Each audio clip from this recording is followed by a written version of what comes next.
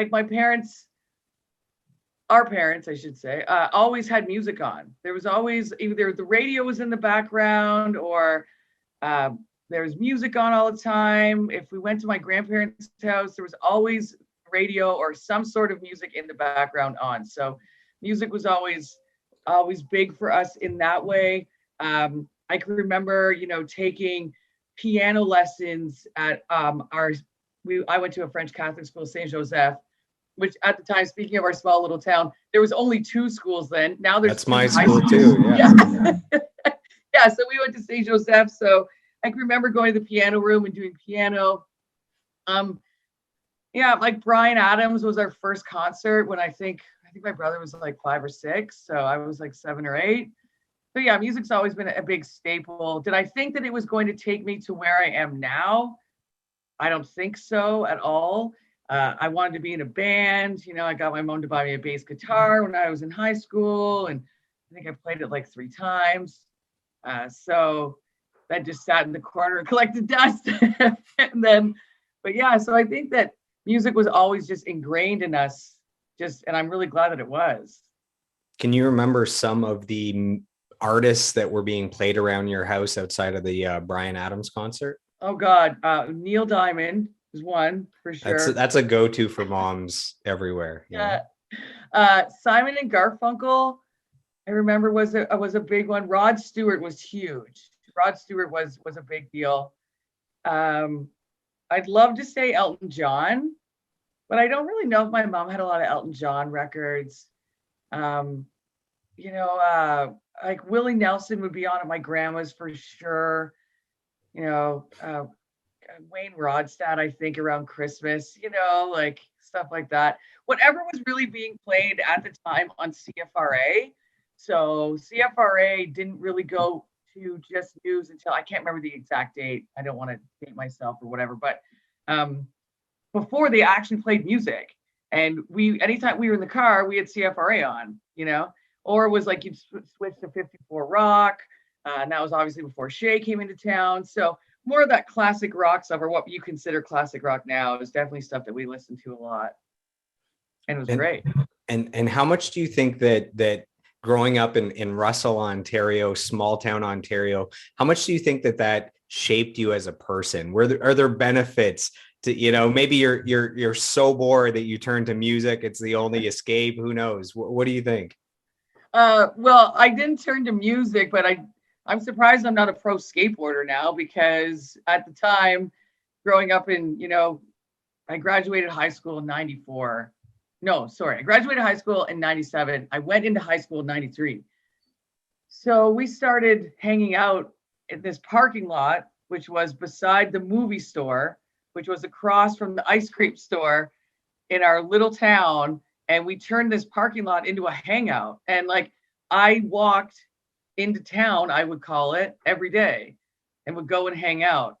And I got in enough trouble in this little town that I couldn't imagine what would happen if I lived in the city. Like, I'd probably be arrested, I think, or I don't know. I think it would be, my life would have taken a much different trajectory, I think, if I would have grown up in the city. I'm very grateful for growing up in Russell. I love Russell. I love the community.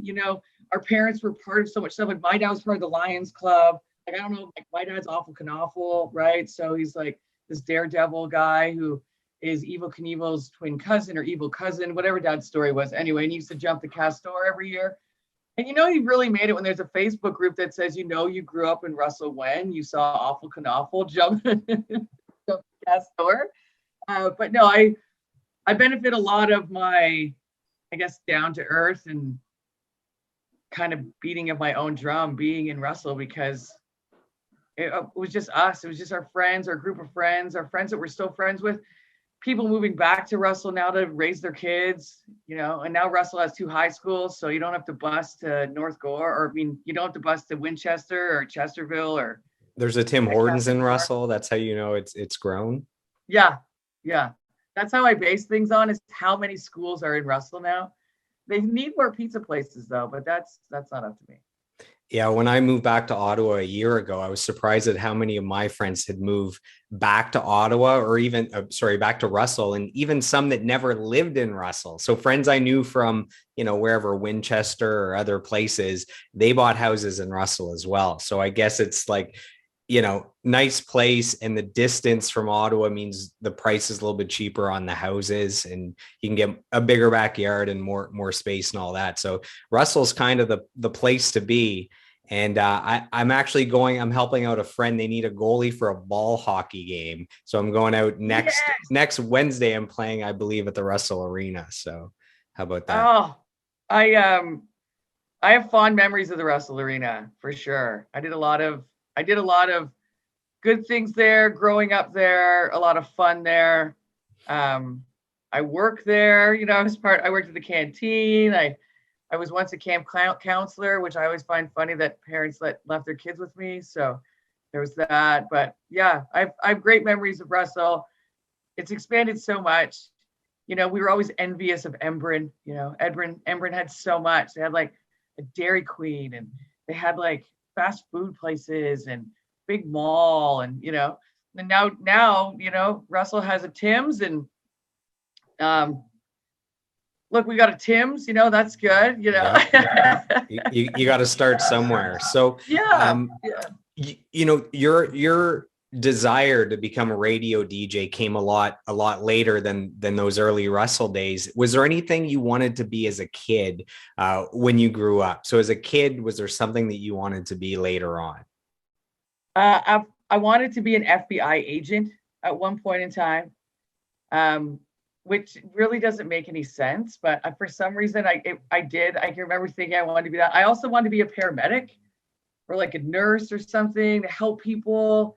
Then I figured out, I realized how much blood was involved, and I was like, I'm good. I'll pass on that. And so wanting to be an FBI agent, is this the precursor to your love of all those serial killer TV shows and the murder mystery podcasts? Is that all tied together? I swear to God, it has to be. It must. Who falls asleep to like Criminal Minds? Who falls asleep watching this like terribleness unfold with truth behind it? Like somebody did these things, and I feel cozy enough to be like, ooh, bedtime, and like pass out. Well, like that's like, no wonder my dreams are so effed up. It just doesn't make any sense.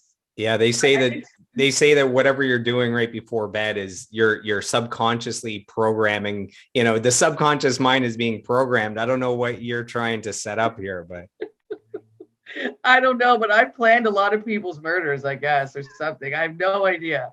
But yeah, so yeah, an FBI agent for sure. Wanting to help people was another thing I wanted to do. I love to entertain. I guess, yeah, you can say I love to entertain. I like to make people laugh. I saw my dad. My dad was a stand-up comedian, is still a stand-up comedian. He's got a plethora of dad jokes if you need one. And so I watched my dad entertain people. And then when I was young, I started to want to set up, like we would have family reunions every year, and all kinds of people there. And I would set up bars. So I'd set up where the booze was. I would set up where the beer was. I'd have coolers set up and everything.